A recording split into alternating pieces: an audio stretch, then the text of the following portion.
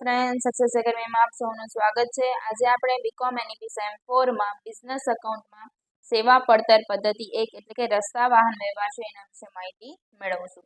એનું એક પત્રક છે જે મેં બનાવેલું છે, તમે પણ નોટ ડાઉન કરી લેજો। સેવા પડતરનું પત્રક વિગત વાર્ષિક કે માસિક ખર્ચ આવશે અને કિલોમીટર દીઠ આવશે।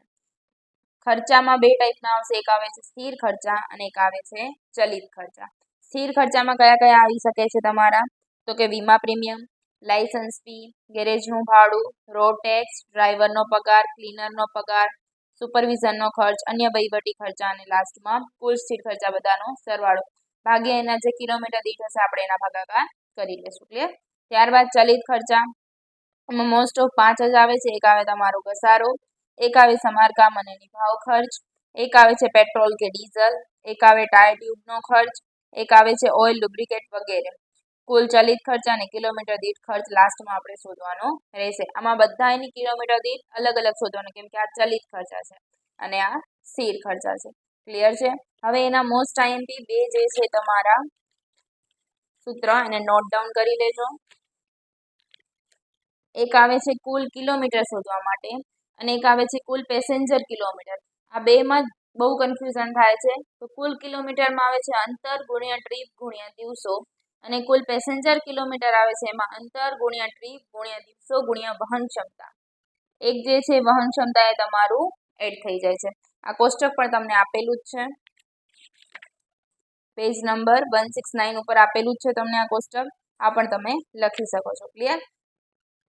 આપણે દાખલા નંબર 16, જલારામ ટ્રાન્સપોર્ટ કંપની 5 ટનની શક્તિવાળા એક ટ્રકને લગતી માહિતી નીચે મુજબ આપણને આપેલી છે। મેં કોષ્ટક પહેલેથી બનાવેલું છે। ચલો, પેલા આવશે કોણ આવે છે સ્થિર ખર્ચા અને પછી કોણ આવે છે ચલિત ખર્ચા। ચલો, સ્થિર ખર્ચમાં કોણ આવશે? પેલા છે ટ્રકની મૂળ કિંમત આપેલી છે, અંદાજિત આયુષ્ય આપેલું છે અને ભંગાર કિંમત આપેલી, એટલે આના ઉપરથી શું આપણને મળશે? ઘસારો મળશે। ચલો, ઘસારો ક્યાં આવે છે? ચલિતમાં ઘસારો એનું શું થાય છે સૂત્ર આપણે જોયું હતું, મૂળ કિંમત એટલે કે 7,50,000 માઇનસ ભંગાર કિંમત 30,000 અને ભાગ્યા અંદાજિત આયુષ્યના વર્ષ 10 વર્ષ। ક્લિયર? ચલો કરીએ આપણે, 7,50,000 માઇનસ 30,000 ભાગ્યા 10 એટલે કેટલા આવશે? 72,000। પણ આ જે આપેલું છે આ વાર્ષિક આવશે ને આપણે શું શોધવાનું છે? માસિક શોધવાનું છે। તો ભાગ્યા હજી કેટલા કરી નાખશું આપણે? 12, એટલે કેટલા આવી જશે? 6,000। ક્લિયર? ચલો, ત્યારબાદ જોઈએ ડ્રાઈવરનો પગાર માસિક જ આપેલો છે 2800, એટલે ડાયરેક્ટ લખી નાખશું ડ્રાઈવર પગાર કેટલો આપેલો છે આપણને? 2800। ચલો નેક્સ્ટ, ક્લીનરનો પગાર માસિક આપેલો છે 1200, એ પણ માસિક જ છે એટલે ડાયરેક્ટ જ લખી નાખશું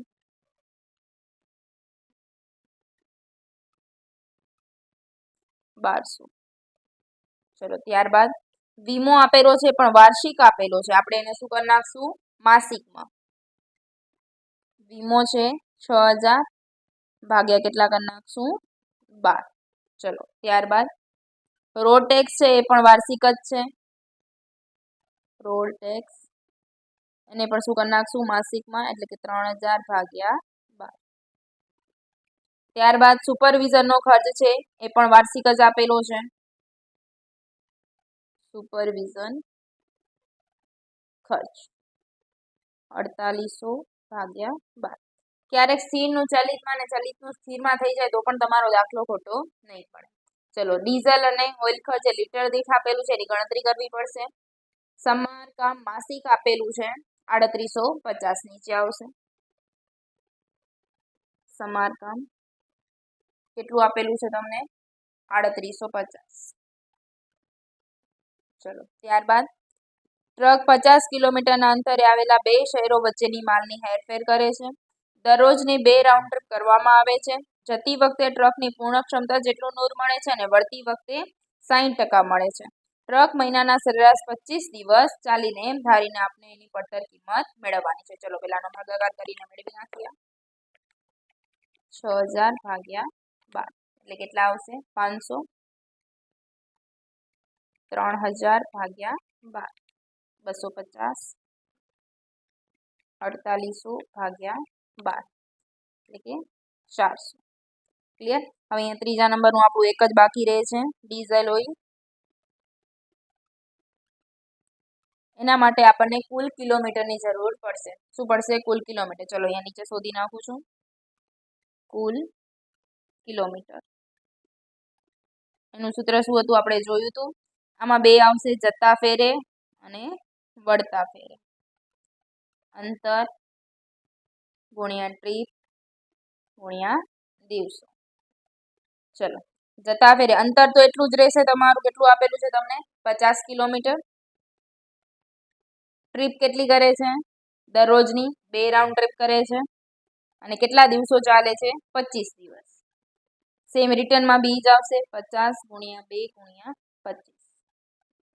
ચલો કરી નાખીએ. કેટલી આવશે? 2500 અને આ પણ 2500.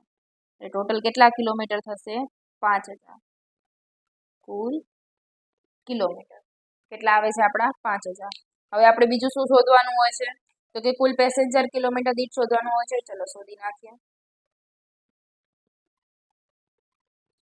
કુલ પેસેન્જર કિલોમીટર. ચલો એનું પણ ઈ થશે, અંતર ગુણ્યા ટ્રીપ ગુણ્યા દિવસો. એક આમાં એડ થઈ જશે. શું થઈ જશે? વહન ક્ષમતા. એમાં પણ જતા ફેરે અને વળતા ફેરે. ચલો અંતર એ જ રહેશે તમારું 50. ટ્રીપ આપેલી છે 2. દિવસો આપેલા છે આપણને 25. અને જતા ફેરે તમારી વહન ક્ષમતા કેટલી કીધી છે? જતી વખતે ટ્રનની પૂર્ણ છે. પૂર્ણ એટલે જેટલી આપેલી છે એટલી પૂરેપૂરી. તો કેટલી આપેલી છે? 5 ટનની આપેલી છે એટલે ગુણ્યા 5. ચલો રિટર્નમાં 50 ગુણ્યા 2 ગુણ્યા 25. અહીંયા સુધી તો સેમ જ છે. વહન ક્ષમતા વળતી ફેરે કેટલા ટકા લેવાની છે? 60%. એટલે 5 ગુણ્યા એના કેટલા ટકા લેવાના? 60%. ક્લિયર. ચલો કરીએ. 50 ગુણ્યા 2 ગુણ્યા 25 ગુણ્યા 5 એટલે કેટલા આવશે? 12500. અને અહીંયા પણ એના કેટલા થઈ જશે? 60%. એટલે 7500. પ્લસ કરી નાખીએ. કેટલા આવશે? 20000. તમારું કેટલું આવશે? ટોટલ 20000 આવશે પેસેન્જર કિલોમીટર દીઠ. ક્લિયર છે? ચલો ત્યારબાદ તમને ડીઝલ ઓઇલ માટે જે કીધું છે એના માટે જોઈએ. ડીઝલ ઓઇલમાં શું કીધું છે તમને? લીટર દીઠ ₹10 છે અને 1 લીટરમાં 10 કિલોમીટર હાલે છે. શું કીધું છે તમને? લીટર દીઠ 10 રૂપિયા છે અને 1 લીટરમાં 10 કિલોમીટર. મતલબ 10 કિલોમીટરના ₹10. આવું કહી શકાય આપણે. કેમ કે 1 લીટરમાં 10 કિલોમીટર છે અને લીટરના 10 રૂપિયા ભાવ છે. એટલે કે 10 કિલોમીટરના 10 રૂપિયા. તો ટોટલ આપણે કિલોમીટર શોધ્યા હતા. કેટલા આવ્યા હતા? 5000. તો કે 5000 કિલોમીટરના કેટલા રૂપિયા? ચલો કરો. 5000 ગુણ્યા 10 ભાગ્યા 10 એટલે કેટલા આવશે? 5000 જ આવશે. ચલો લખી નાખીએ આપણે 5000. અહીંયા કેટલા આવશે? 20000 જે પેસેન્જર કિલોમીટર શોધ્યા છે. ચલો કુલ સ્થિર ખર્ચા કરી નાખીએ.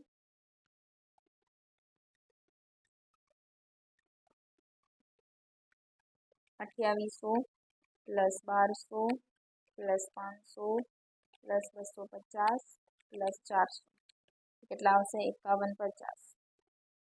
ક્લિયર. ચલો ત્યારબાદ નીચેનું કરી નાખીએ. કુલ ચલિત ખર્ચ એટલે 6000 પ્લસ 3850 પ્લસ 5000 એટલે 14850. કુલ કરી નાખીએ. કુલ ખર્ચા અને એ નામ આપી દીધું અને બી એટલે કે એ પ્લસ બી.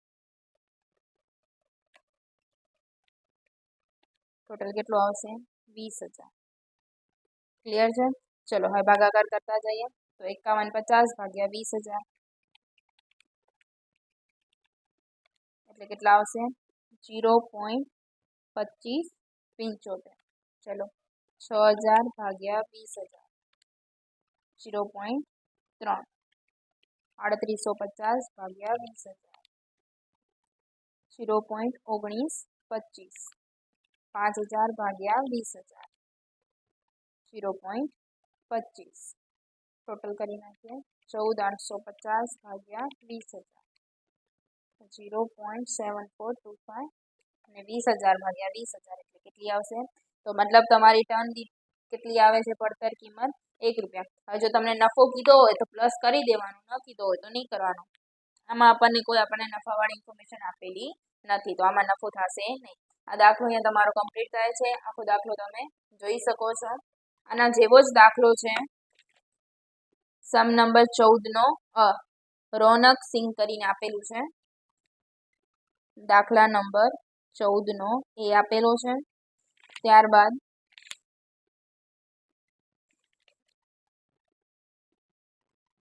તમે 20મો દાખલો છે એ પણ એના જેવો જ છે. પડતર કિંમત આપેલી છે, ભંગાર કિંમત એની 10% એટલે આપેલી છે ડાયરેક્ટ જ. અંદાજિત આયુષ્ય 12 વર્ષ છે. ડ્રાઈવરનો પગાર માસિક જે વાર્ષિક છે એને માસિકમાં આપણે કન્વર્ટ કરી નાખશું. આમાં પણ 5 ટન ક્ષમતા જ આપેલું છે. આ ટ્રક એક શહેરથી બીજા શહેર વચ્ચે કેટલા કિલોમીટર આપે છે 100 કિલોમીટરનું આપેલું છે. એક અહીંયા ખાલી છે ડીઝલ અને ઓઇલ. અહીંયા આપણને ટ્રીપ દીઠ આપેલું છે. પહેલા આપણને કિલોમીટર આપેલું હતું, અહીંયા ટ્રીપ આપે તો ટ્રીપના રીતે કરવાનું. જતા ફેરામાં પૂર્ણ ક્ષમતા નૂર મળે છે અને રિટર્નમાં કેટલું મળે છે 50%. આ બે દાખલાની તમે પ્રેક્ટિસ કરી શકો છો. Thank you.